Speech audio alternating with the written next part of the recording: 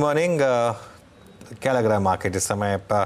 एक चीज़ मैं कहूँगा, आप काफ़ी बुलिश रहे मार्केट के ऊपर और वो जो करेक्शन आई उसमें भी आप डटे रहे। आपने कहा कि नहीं, अब एमटीएम लॉस लेकर लेकिन टिके रहेंगे मार्केट में। ऑल टाइम हाई लगा और अब वो कन्विक्शन इंटैक्ट है, यहाँ से और आगे जाएंगे या फिर अब प्रॉफिट बुक किया जाए? देखिए, तीन चार तरह के बाजार इस वक्त एक साथ चल रहे हैं। जहां तक निफ्टी की बात है, 2300 और 100 का 150 का जो पुल था, वहां से टेक प्रॉफिट करके अपने शॉर्ट भी कर दिया। और अब हम इसको टाइम टू टाइम रीबाउंड्स में बेचेंगे जब तक एग्जिट पोल के दिन तक हम नहीं पहुंच जाते, मतलब अगले फ्राइडे तक। बायस यही है कि 22,600 तक की डिप मिल सकती है, उससे ज्यादा मुझे नहीं दिखता। सेम तरीके से बैंक निफ्टी के ऊपर 48,800 नीचे और 50,500 ऊपर, और निफ्टी में 22,600 से लेकर 23,500 23,600 तक की रेंज हो सकती है। बट मलाई जो है वो लगातार पिछले 6 महीनों से इंडेक्स से बाहर स्टॉक्स में है। स्टॉक्स बेचने के, स्टॉक्स लेने के। तो सेक्टोरली जो रोटेशंस है, हम एफएमसीजी की स्टोरी में बहुत लंबी मूव देखते हैं। मुझे लगता है मोदी 3 ही आ रहा है। अब वो 400 तो बातें खत्म हो गई है। मोदी जी ने खुद कह दिया कि कुछ साइकोलॉजिकल ट्रैप था।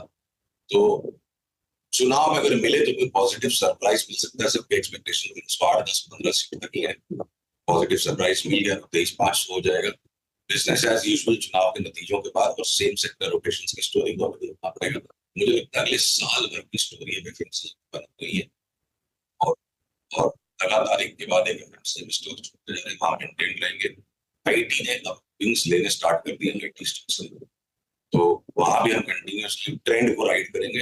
अभी फिलहाल मोमेंटम मिड कैप स्टॉक्स में। अब मान लो आप नजारा को आईटी रिलेटेड स्टॉक की गिनती में ले लो, मुझे लगता है नजारा यहाँ से 6 तो मेटल्स में जो हमारा एक्सट्रीम कॉशन रहा है, उसमें जेएसडब्ल्यू स्टील में सेल शॉर्ट सेल से ऐसे स्टॉक रोटेशन, सेक्टर रोटेशन चलेंगे। एचपीसीएल बीपीसीएल में तेजी करी, ऊपर के टारगेट मीट हो गए, चुपचाप किनारे बैठे, 1-2 दिन में शॉर्ट सेल सिग्नल आ जाएगा, वापस 20% की करेक्शन के लिए इसका भी बेचेंगे। ओके सुशील जी, एक और इस बड़े मूव में एडीजी स्टॉक्स में अच्छा मूव था। रिलायंस ने बहुत स्ट्रॉन्ग स्विंग दिया, एबीएफआईएल ग्रुप बहुत स्ट्रॉन्ग मूव। पहले एक एक करके बात करते हैं। एडीएजी ग्रुप के, माफ कीजिएगा, अदानी ग्रुप के स्टॉक्स की बात कर रहा हूँ यहाँ पे टेक किस में सबसे स्ट्रॉन्ग अपसाइड देख रहे हैं आप? आपकी स्टॉक स्पेसिफिक टिप्पणी इस ग्रुप की। देखिए, अडानी इंटरप्राइजेस जो फ्लैगशिप है, चूंकि वो इंडेक्स में भी इंपैक्ट करता है, 22,600 की अगर चाल बनती है इंडेक्स की, तो हो सकता है कि 1-2 दिन का डिप और दे दे। पर अडानी इंटरप्राइज की चार्ट अगर पीसीआर कृपया दिखा दे, तो जो हमारा पर्सनल कॉल था कि अगला बढ़ाओ, यहाँ से जो अगला बढ़ाओ है वो 3600 का है, तो इस डिप में भी इसको लेना ही है। और ये 3600 की चाल के बाद भी मुझे लगता है कि अडानी इंटरप्राइज सरप्राइज कर देगी। 3600 जाकर थोड़ा करेक्शन देके इवेंचुअली 4500 मिल जाएगा, तो बड़ी बात नहीं है। पर अगर कोई नई सुशील एक मिनट, सुशील 1 सेकंड होल्ड करिए। 1 सेकंड सुशील होल्ड करिए। थोड़ा ऑडियो में आपकी दिक्कत आ रही है। मैं एक बार ज़रा पीसीआर को बोलता हूँ आपका ऑडियो को रीपैच करे ज़रा एक बार, और उसके बाद आपके पास आएंगे। मीन वाइल वीरो, देखिए अगेन लोअर लेवल से क्या मार्केट में रिकवरी आई, ठीक है ना? वो तो सपोर्ट 1, रेजिस्टेंस 1, दोनों को मार्केट ब्यूटीफुली रिस्पेक्ट कर रहा है अगेन। और वही बात, आधे आधे घंटे की ट्रेड्स हैं बस। डिफाइंड ट्रेड्स हैं, आधे आधे घंटे की ट्रेड्स हैं। आप ले सकते हैं तो अच्छी बात है, नहीं ले सकते तो फिर कुछ और करिए। बैंक निफ्टी देखिए, बैंक निफ्टी में भी अमूमन वही ऑलमोस्ट मामला बन रहा है। इंट्राडे का चार्ट आएगा बैंक निफ्टी का आपकी स्क्रीन पर, ये देखिए। इसमें इतने जैगेड एजेस नहीं है जितने निफ्टी में ज़्यादा थे, लेकिन निफ्टी में क्लियरली अब इस समय देहाई पर तो नहीं, लेकिन वापस हम 23,000 की तरफ जाने की कोशिश कर रहे हैं। बट इस वोलेटिलिटी में कोई आज दिक्कत नहीं है। आज सारे स्टॉक्स चले हैं ना। हाँ, स्टॉक स्पेसिफिक कोई दिक्कत नहीं है। स्टॉक स्पेसिफिक सब अच्छे मूव हैं, खासतौर से फार्मा, यहाँ पर तो अच्छे मूव्स हैं ही। और एचडीएफसी लाइफ जैसे स्टॉक, एचडीएफसी एएमसी, यहाँ पर अच्छे मूव्स हैं। अच्छा सुशील, सॉरी, वो आप अदानी एंटरप्राइजेस की बात कर रहे थे, ऑडियो खराब था, अब ऑडियो ठीक है, बताइए। तो अडानी इंटरप्राइज तो जैसे फ्लैगशिप हो गया, तो उसकी चाल हमने डिस्कस कर ली। सिमिलरली अडानी पोर्ट्स भी है। बट बिग स्विंग जो ज्यादातर आपकी ऑडियंस है, बाई एंड होल्ड वाली ऑडियंस है, स्पेकुलेशन बहुत कम लोगों के बस की बात है। तो अडानी टोटल गैस में देखिए, ये डार्क ब्लू ट्रेंड लाइन से अगर ब्रेकआउट आ गया है, तो मुझे 1600 की चाल इसमें दिखती है। अडानी विलमार भी इसी तरह से डबल होने के कगार पर है। तो जो बिल्कुल लैगार्ड्स थे अडानी ग्रुप के स्टॉक्स, अब वो भी पूरी तरह से फटने के लिए तैयार हो चुके हैं। और ये छोटे वाले कैश के स्टॉक्स में अडानी में यहाँ से भी डबल की मूव है। अडानी इंटरप्राइज और अडानी पोर्ट्स यहाँ से 20-25% की मूव दे सकते हैं। ओके, अदानी ग्रुप के स्टॉक्स। अच्छा सुशील जी, एक सेक्टर जिसका आपने शायद एनालिसिस किया होगा, अभी आज हम बात भी काफ़ी कर रहे हैं उस पर। पहले आईटीसी में बहुत स्ट्रॉन्ग मूव था, लेकिन इस बार के मूव्स जो हैं वो एफएमसीजी में, डाबर में, मैरिको में, एचयूएल में बहुत स्ट्रॉन्ग विजिबल है। मैं बात कर रहा हूँ, और ये तीनों के तीनों स्टॉक्स जो हैं वो डी हाई की डिरेक्टरी में है, क्योंकि ये तीनों नहीं चले। अक्सर आप बॉटम पे बहुत सारे स्टॉक्स पे अपनी टिप्पणियाँ करते हैं। एचयूएल पे और डाबर पे, मैरिको पे आपकी टिप्पणियाँ क्या है? क्या ऑर्डर रहेगा अगर आपका कोई इंटरेस्ट है इसमें, तो पिकिंग ऑर्डर? देखिए, हाई क्वालिटी शांति का सौदा जो है, लीवर लेके बैठ जाओ, 3000 के ऊपर बिकेगा। ये कॉल हम लगातार मेंटेन कर रहे हैं, इसमें हम ट्रेडिंग नहीं करेंगे।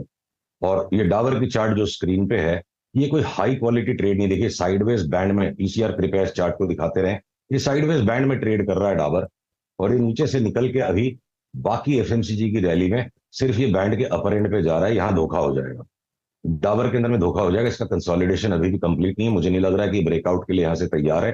तो 580-90 को क्रॉस किए बिना वापस कभी भी अचानक 480 जा सकता है, इसलिए हम डाबर में पैसे नहीं डालेंगे। और रही बात मैरिको की, ये भी बिल्कुल बाई एंड होल्ड पकड़ के बैठ जाने लायक स्टॉक है।